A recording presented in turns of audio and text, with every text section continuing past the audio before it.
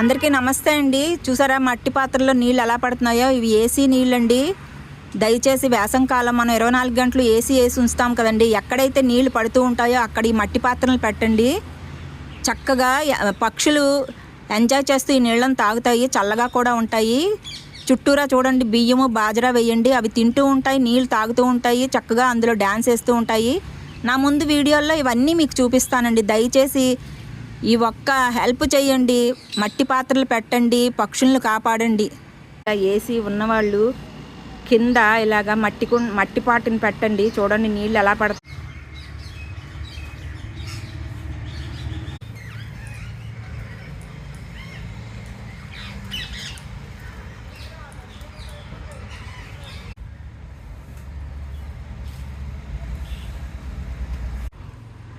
దీని ముక్కు ఆరెంజ్ కలర్లో, మెడ కింద నల్లగా, తల